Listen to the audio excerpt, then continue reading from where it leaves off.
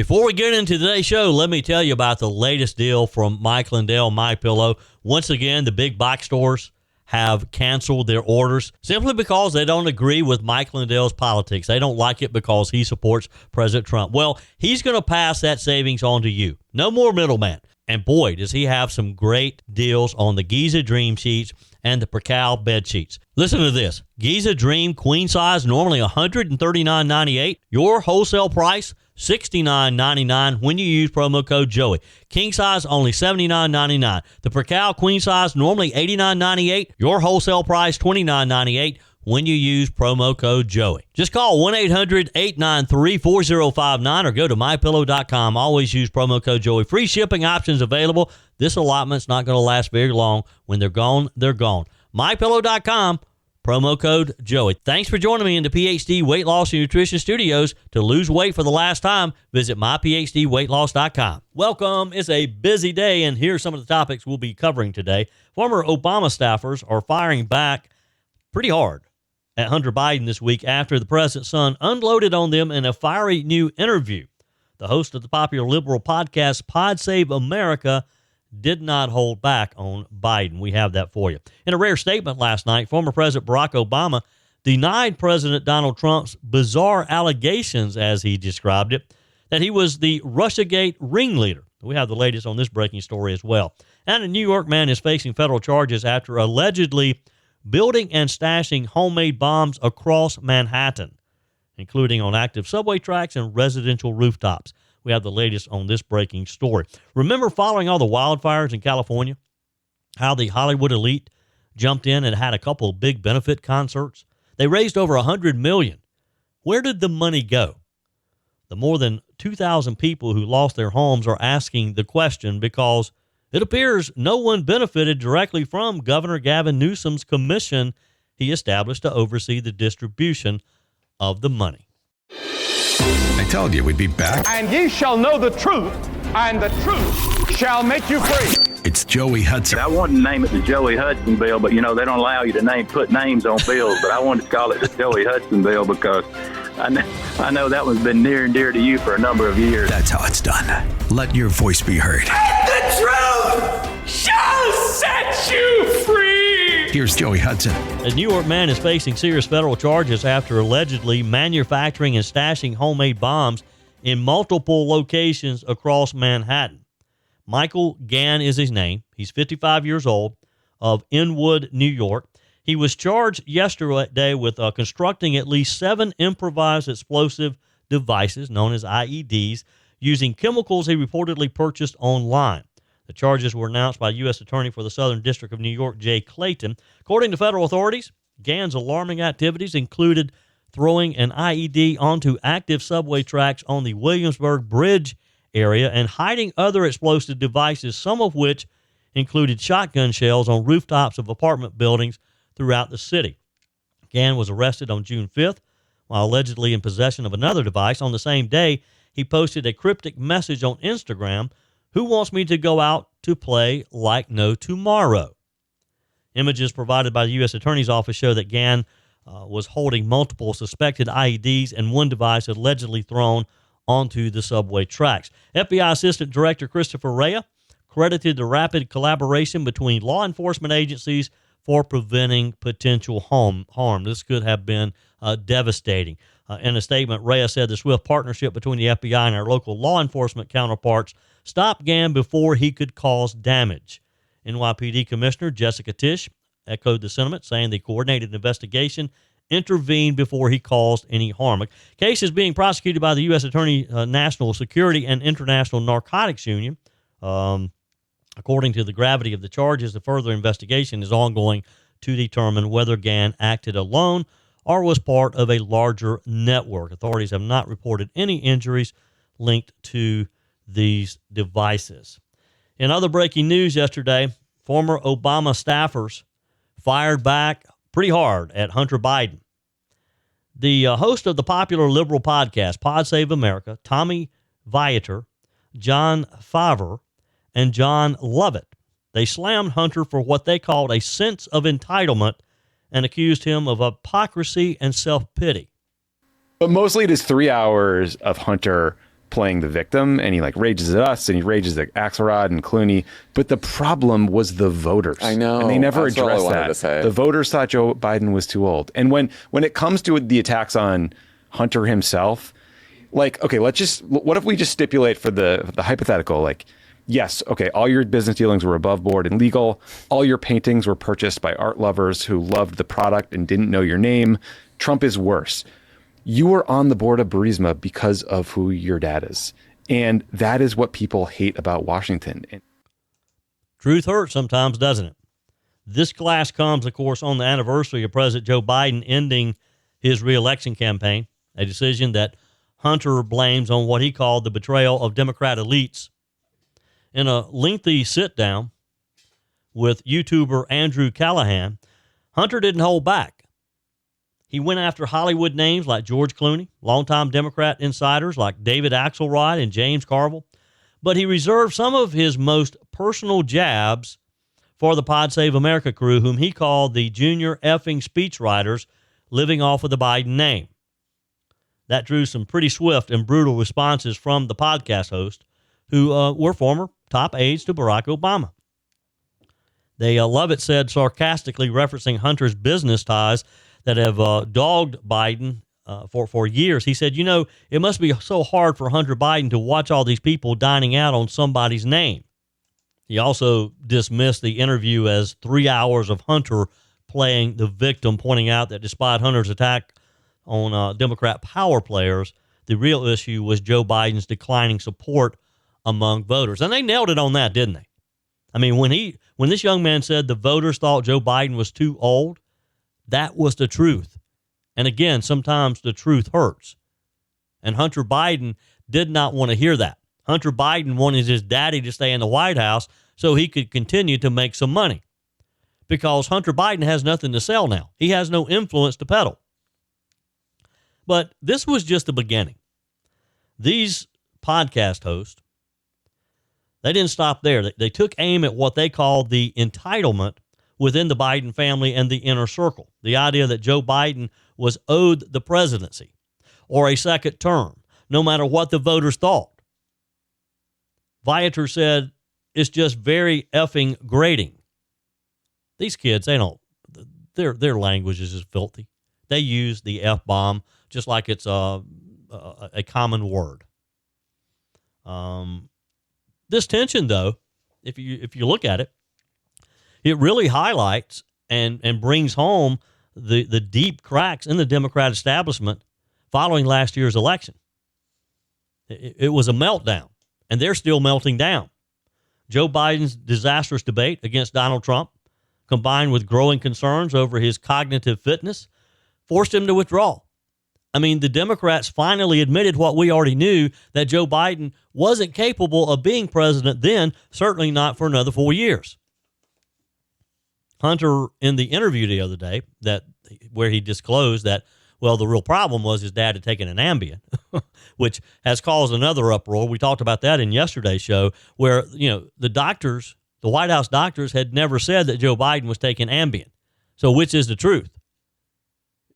Was Hunter telling the truth that Joe Biden has been taking Ambien and his doctors just did not disclose it? Or did the doctors not disclose it because Joe Biden never took Ambien and Hunter was lying? Who knows? Who cares? The podcasters, though, went on and talked about how Hunter refused to accept reality, and that Hunter, his accusation of the Democrat elite betraying his dad was just BS. Again, the public, the voters, were seeing through all of this. Now, what he left out, critics note, was any acknowledgement of his own role of the damage he did to his dad, whether it was the years of scandal, his tax and gun convictions, or the questions about foreign business ties. Hunter Biden has his own fair share of damage that he did to his dad that he doesn't want to live up to or doesn't want to admit. Not to mention the sympathy for sale book tours and media interviews and the artwork that he sold only because he was Hunter Biden, the son of President Joe Biden, not because anyone liked the art. The Pod Save America crew has been openly critical of Joe Biden's campaign strategy for months now. They have dissected it, and they've told the truth, whether they like it or not, whether Joe Biden likes it or not. The Democrat Party's civil war is ongoing. It hasn't cooled off at all. Many Democrats remain frustrated with how the Biden administration handled the campaign, while others blame big-name party donors and operatives for putting their thumbs on the scale. They still aren't blaming themselves for nominating a person like Kamala Harris who just wasn't qualified, someone who the American people had already expressed their discontent loud and clear. Nobody thought that Kamala Harris was up to the task. Why could the Democrats not see that? That's what they need to be asking themselves. President Donald Trump says that former President Barack Obama is guilty of treason and should be prosecuted.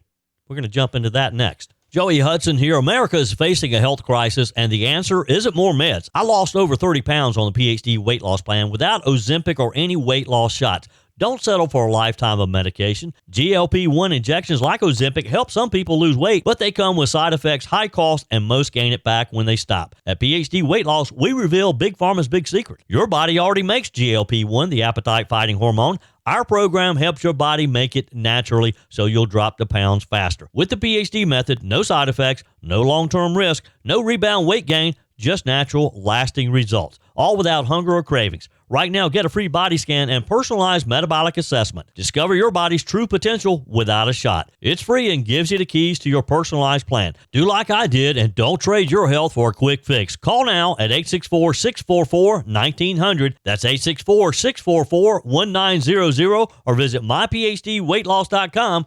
myphdweightloss.com.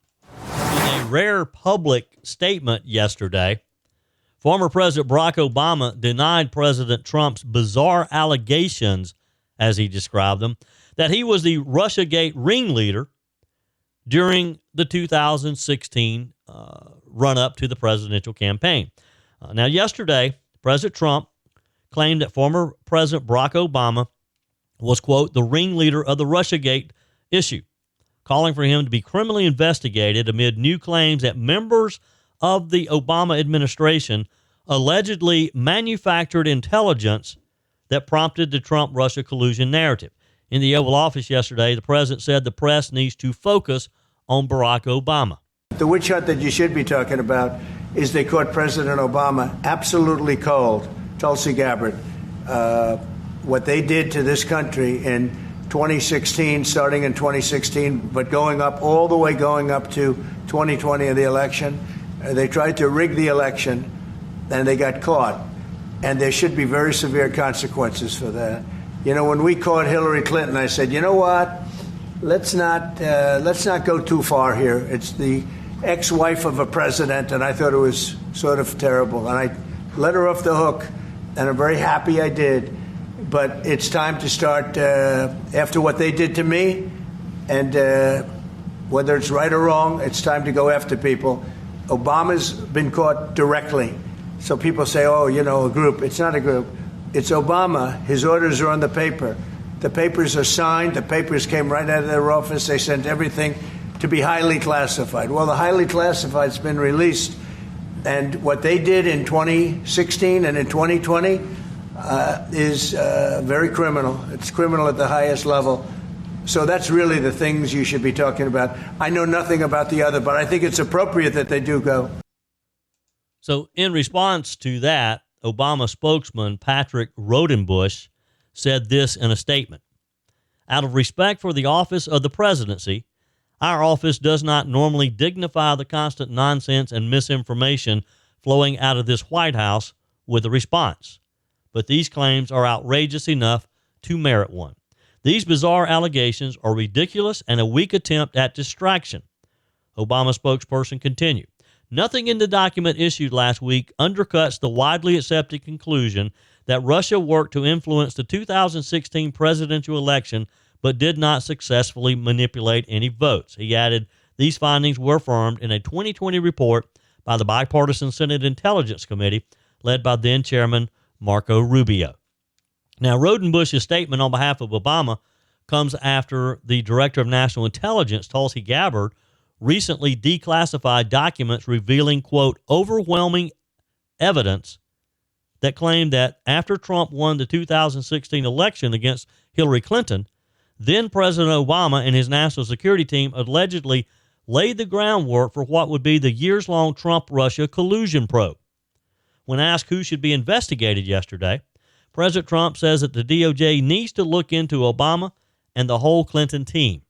Well, based on what I read, and I read pretty much what you read, it would be President Obama. He started it. And Biden was there with him, and Comey was there, and Clapper, the whole group was there. Brennan, they were all there in a room. Right here, this was the room. This is much more beautiful than it was then, but that's okay. I have nice pictures up. They came out of the vaults. They were in there for 100 years. This is much more beautiful. We have the Declaration of Independence now in the room, which wasn't here. I guess people didn't feel too good about putting it here, but I do. But you know what? If you look at those papers, they have them stone cold, and it was President Obama. It wasn't lots of people all over the place. It was them too. But the leader of the gang was President Obama, Barack Hussein Obama. Have you heard of him? And except for the fact that he gets shielded by the press for his entire life, that's the one they look. He's guilty. It's not a question. You know, I like to say, let's give it time. It's there. He's guilty. This was treason. This was every word you can think of. They tried to steal the election. They tried to obfuscate the election. They did things that nobody's ever even imagined, even in other countries. You've seen some pretty rough countries. This man has seen some pretty rough countries, but you've never seen anything like that. And we have all of the documents. And from what Tulsi told me, she's got thousands of additional documents coming. So President Obama, it was his concept, his idea, but he also got it from crooked Hillary Clinton. Crooked is a $3 bill. Ms. Gabbard said the documents revealed that Obama administration officials manufactured and politicized intelligence to allegedly create the narrative that Russia was attempting to influence the 2016 presidential election, despite information from the intelligence community stating otherwise, according to reports. Now, the new documents do, in fact, name Obama, top officials of his National Security Council, Director of National Intelligence, James Clapper, CIA Director John Brennan, National Security Advisor Susan Rice, Secretary of State John Kerry, Attorney General Loretta Lynch, and Deputy FBI Director Andrew McCabe, among others. This is going to get kind of dicey, folks. This all started, of course, when Gabbard on Monday sent a criminal referral to the Justice Department related to those findings. Department of Justice officials did not share further details on whom the criminal referral was for, but we do know that it was for a wide, long list of Obama officials. No other former Obama-era officials have responded other than Barack Obama's office himself. The president went on to say that his administration has all the documents and will be proving this charge. We all know that this was a hoax. We all know that Hillary Clinton cooked this up. She paid millions of dollars for the Steele dossier. They still just can't get over the fact that Hillary Clinton lost to Donald Trump. And now, 4 years later, Joe Biden did as well. Some good news coming out of the Trump White House. If you're a homeowner, you're going to want to listen to this. President Trump yesterday said that his administration is actively considering eliminating the capital gains tax on home sales. This is a major move that would offer a significant financial break to American homeowners and could energize the sluggish housing market. Here's what the president had to say. Mr. President, to follow up on the housing question, We've got no tax on tips, no tax on overtime, no tax on Social Security. How important is it we have no tax on home sales, capital gains, to unleash the housing market in this country? Well, we're thinking about that, but would also unleash it just by lowering the interest rates. If the Fed would lower the rates, we wouldn't even have to do that. But we are thinking about no tax on capital gains on houses. And I'm very impressed that you asked that question because nobody knew that. Well, how did you find that out? That's very. I wonder why there's somebody I'm very close to. There's a leaker. There's a leaker. I've also got a question. President having some fun with the reporters there, but saying, hey, look, this is something we're seriously considering. The proposal, which aligns with legislation recently introduced by Representative Marjorie Taylor Greene, would mark a dramatic shift in tax policy by scrapping a burden that many homeowners face when selling their property, especially in today's high-price market. And you shouldn't have to be punished because you happen to purchase a home for your family to live in, and because of our wonderful housing market, the prices going up, that it just almost cripples you to sell it and have to pay the capital gains tax on it. Ms. Greene's bill would remove capital gains taxes on home sales entirely, lifting what she called an outdated and unfair burden on middle-class families, and she's right.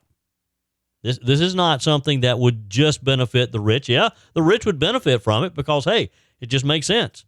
The millionaires, they have more expensive homes. But the average middle-class American family, let's just look at seniors, for example. They have invested, they paid for their homes, they worked their entire life to pay for their home, they get ready to sell it to possibly go into maybe a retirement community, and they're slapped with that capital gains tax. It takes away money that they need to continue living into their good years of retirement. Ms. Greene said in a statement, families who work hard, build equity, and sell their homes should not be punished with massive tax bills. The capital gains tax on home sales is an outdated, unfair burden, especially in today's market where values have skyrocketed. My bill fixes that, she said in her statement. Currently, single tax filers can exclude up to $250,000 in capital gains from the sale of a primary residence, while joint filers can exclude up to $500,000, a threshold that hasn't been updated since 1997, when obviously housing prices were much lower than they are today. And again, with home prices more than doubling in some markets around the country over the past, really last decade, in some cases since COVID, we have seen skyrocketing prices in the upstate of South Carolina, particularly around the Lake Kiowee area, Lake Hartwell, up in western North Carolina, Lake Toxaway. We've seen massive increases in property values, in home values. And as a result of that, a lot of people who are selling that exemption dated back to 1997 no longer covers the average seller's gain, especially, again, in the highest cost areas. And as a result, more and more homeowners are getting hit with steep tax bills when they try to cash out and move. Maybe even as they're simply downsizing.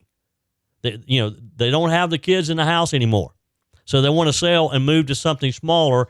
They get hit with a huge tax bill. Just not right. Shouldn't happen.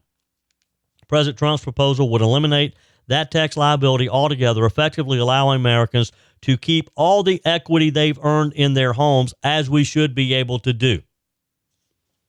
In the same Oval Office meeting yesterday, President Trump also took aim at Federal Reserve Chair Jerome Powell, blaming him for keeping interest rates too high and suppressing home buying activity. The president said it's causing a problem for people who want to buy a home. People aren't able to buy a house because this guy is a numbskull. He keeps the rates too high, probably doing it for political reasons. There was a false letter being circulated on social media yesterday that appeared to be a resignation letter from Jerome Powell. If you saw that, it was not true. Jerome Powell did not resign. I wish he would, but he did not. The president predicted that Powell would be out within the next 8 months, even though his official term doesn't expire until May of 2026. We'll see. Look, give him early retirement. Let him go so that we can get interest rates down where they should be. There's no reason. There's no reason to keep interest rates where they are. Trump made clear that rate cuts and tax reform are both needed to unleash, as he said, the housing market. Just by lowering interest rates, he said, you'll see housing take off again. And he's right. He's right. So many young families out there just can't afford to move from their rentals to purchase their new home. Now, the capital gains tax proposal follows closely on the heels of President Trump's recently passed One Big Beautiful Bill, which eliminates federal taxes on tips, overtime pay, which was another major win for working Americans. Taken together, Trump's tax agenda is laser focused on putting more money back in the pockets of the middle class, rewarding work as it should, and removing bureaucratic obstacles to financial freedom. So, eliminating the capital gains tax on home sales, of course, it will require an act of Congress. President Trump can't do it with an executive order, meaning lawmakers would have to pass legislation to make it law. But why wouldn't they?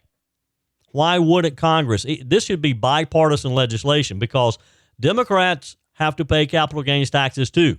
They sell their home that has appreciated a lot. They have to pay the taxes. So why wouldn't the Democrats coalesce around the GOP and pass this bill that would help all Americans? But given the Republican majority in the House, maybe we could get it through without their help. Again, I just can't imagine that they would not. Trump allies are confident that the proposal could gain traction, particularly in an election year when the economy remains a top issue for voters. You get some of these Democrats who live in marginal districts, and they're wanting to get reelected in the midterms. They may just go for it. Supporters say the plan would not only boost home ownership, but it would also spur economic mobility. It would increase inventory by encouraging sellers to list their homes and bring more fairness to a tax system that hasn't kept up with the rising real estate values. Makes sense to me, right? The message from President Trump is pretty clear. If you worked hard, you played by the rules, and you built equity in your home, you should not be penalized when it's time to sell. It's a promise rooted in common sense and one that likely will resonate with millions of Americans. We shall see. One other thing that the Trump administration is doing, and this is just one of those things where you have to kind of laugh about it, because at the time when Joe Biden was just really pushing the electric vehicle and building the infrastructure in one of his lame brain, one of his spending plans, despite the Biden administration spending $7.5 billion to expand electric vehicle infrastructure, meaning chargers, fewer than 400 charging ports have been built in almost 3 years. This is according to a report from the Government Accountability Office. As of April 2025, when the report was published, only 384 charging ports across 68 stations in 16 states are operational under the federal program created by the 2021 Infrastructure Investment and Jobs Act. The GAO criticized the Joint Office overseeing the rollout for failing to set clear performance goals, targets, or timelines for deploying the chargers. Does this surprise you at all? No, it doesn't, does it? This is typical of these types of boondoggle-type programs. And we knew it when Joe Biden was trying to cram it down our throat. The numbers confirm longstanding criticisms that the EV rollout has been bogged down by bureaucracy and mismanagement, and they're just not needed. This was just another example of Joe Biden's pie in the sky. It sounded good. It played to his left-leaning Democrat Party, all the tree huggers, all the people who wanted to make you and me buy an electric vehicle whether we wanted to or not. Imagine that, $7.5 billion, and they only built 384 charging ports. That is just criminal. Yet Joe Biden would tell you today he had a very successful administration. We know differently. Your comments are welcome on the Furman Ford text line, 864-477-JOEY. That's 864-477-5639. Emails always welcome, joey@joeyhudson.com. Speaking of the Furman Ford text line, it's never been more important to support locally run businesses owned by people who actually live here in the upstate. Let me take a minute to talk with you about our friends at Furman Ford. If you're looking for a new vehicle, maybe a great pre-owned vehicle, one you can trust, or maybe you're looking to order that special vehicle. Either way, if you want a new one, a brand new one, or a pre-owned that you can trust, the folks at Furman Ford, they're there to help you. Their name is on the sign because their name is on the line, because every single transaction is important to them. Jim Furman, Matthew Furman. They do business the right way. When you stop by, when you give them a call, or maybe when you just send them a quick email, you're always going to have access to a member of the Furman Ford family. And by the way, they also offer great service, and you're not going to have to wait weeks and weeks to get it done. And you do not have had to purchase your vehicle at Furman Ford. Doesn't even have to be a Ford. They service all makes and models. Visit my friends at Furman Ford online at furmanford.com, furmanford.com. You know, California Governor Gavin Newsom paid us a visit here in the upstate of South Carolina not too long ago, wanting to get to know us, I guess, as he contemplates whether or not he'll run for president. There are a lot of issues that California has that would automatically disqualify Mr. Newsom from sitting in the Oval Office. But one that is really getting a lot of attention right now is the over $100 million that was donated to California fire victims, yet victims have received nothing according to an explosive report. So here's the story. You remember the Palisades and Eaton fires earlier this year that devastated Southern California. The fires destroyed over 2,000 homes and businesses, claimed 30 lives. The disaster was on the national news. It made world news. In response, there were two major fire aid benefit concerts held back January 30th, one at the Intuit Dome, the other at the Kia Forum in Los Angeles. The concerts featured top-name artists donating their time. And again, more than $100 million was raised through donations intended to help fire victims rebuild their lives. But now, after the smoke has settled, pun intended, questions are growing about whether that money actually went to the fire victims. Who's benefiting? Well, California being what California is, does it surprise you that maybe it didn't go exactly where I'm sure most of the donors thought it would go? Back in April, an organization called Circling the News, which is a California-based news organization, sort of an independent news organization, reached out to the Annenberg Foundation, which was tasked by the governor's office with managing and distributing the fire aid funds. What kind of response did they get?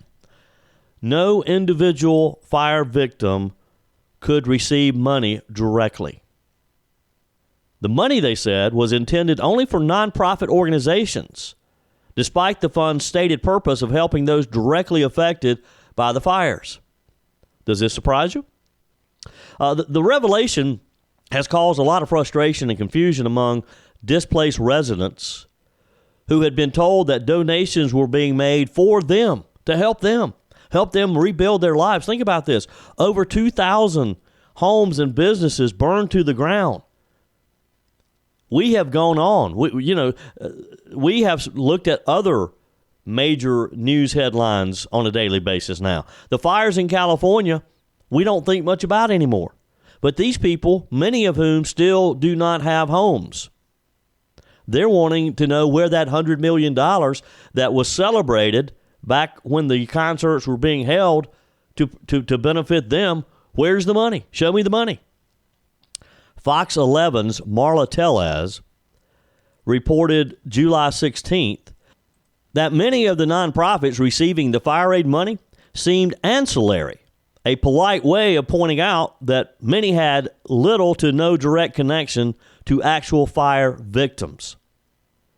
One notable example came in round 2 of funding distributed in early June, when $25 million went to various nonprofits, including California Volunteers, Cal Volunteers, a state-run organization under Gavin Newsom's office. Cal Volunteers, which received an unspecified fire aid grant, is not a disaster relief agency. Instead, it is described as a public service office focused on engaging Californians in volunteering and civic action to tackle our state's most pressing challenges. I guess one could argue that Cal volunteered to help the fire victims. None of the fire victims seem to know how they benefited, though. The organization is headed by Jacqueline Yanayasi, who was appointed by Governor Gavin Newsom and earns a salary of $141,420. Look, with the $25 million infusion of money, Miss Yananishi, I don't think she has to be concerned about her salary not being paid anytime soon. Cal Volunteers operates under the governor's office, and the governor's wife, Jennifer Siebel Newsom, serves as honorary chair of its 25-member board of commissioners, all of whom are appointed by, guess who? Governor Gavin Newsom. Now, Cal Volunteers may serve a general civic purpose. Its connection to fire victims on the ground is unclear. In fact, it's hard to even draw any line of distinction between just what Cal Volunteer may or may not have done to help the fire victims. In another round of grants issued back in February, $50 million was distributed to over 120 nonprofit organizations. A fire aid press release stated that the initial phase of gifting prioritizes community-based organizations that are on the front lines of wildfire relief. Now, again, community-based organizations, nonprofits, none of this $50 million went directly to the fire victims, which again was the stated purpose of these concerts. And Gavin Newsom knows all of this. Many in the community say that they've seen little to no benefit from these funds, and that the people most directly affected by the fires are still waiting for help while funds flow into politically connected nonprofits and state agencies. Some other examples of recipients: Pathways LA reaches primarily single-parent families with a median income of $12,000. The executive compensation, those receiving nice fat checks, $291,000. Another nonprofit, After the Fire, evidently was set up just for this reason. It's located in Sonoma, California. Their purpose: we coach, we convene, we collaborate, we advocate. In 2022, the 990 form listed $120,000 in compensation for their executive director, with net assets of just under $500,000. Another example was the California Native Vote Project, which very clearly is sponsored by another nonprofit, Community Partners. The mission is to achieve justice and self-determination for Native American communities through multi-generational power building, organizing, and civic engagement. Now, do any of these appear to be benefiting the victims of the fire? Oh, and here's another good one. It's called IDEPSCA, Institute de Education Popular del Sur de California. Obviously a Hispanic organization. I can't exactly read the title here. Its mission: to create a more humane and democratic society by responding to the needs and problems of disenfranchised people through leadership development and educational programs based on popular education methodology. I don't even know what that means, but the executive compensation was over $100,000. Their salaries and wages totaled $1.2 million. I don't think they're benefiting many of the fire victims directly. Do you? And Gavin Newsom thinks that the American people want him in the Oval Office? That's it for today's edition of Just the Truth. Thanks for joining me in the PhD Weight Loss Studios. To lose weight for the last time, visit myphdweightloss.com. If you haven't joined my mailing list yet, visit my website, joeyhudson.com. Click on the Connect with Joey button so that you can receive our emails and the most up-to-date news. Also, join me on my YouTube channel. Be sure and like, comment, and subscribe. Just search for Joey Hudson. As always, thanks for spending a few minutes of your day with me. Do me a favor and forward this episode to a few friends. Just click on the share button and send to your contacts. We need to build an army of conservatives to win our country back, and we can do that by continuing to share the truth with our friends and family. Keep those comments coming via the Furman Ford text line 864-477-JOEY. Email to joey@joeyhudson.com. And I love your messages on the MyPillow message line. Again, that's 864-477-JOEY, 864-477-5639. Be sure and take advantage of the MyPillow special, just $14.88 on the standard MyPillows when you use promo code Joey. Order online at MyPillow.com or call 800-893-4053. We're back again tomorrow and hope you'll plan to join us. Until then, remember, God's got this. He's still in control.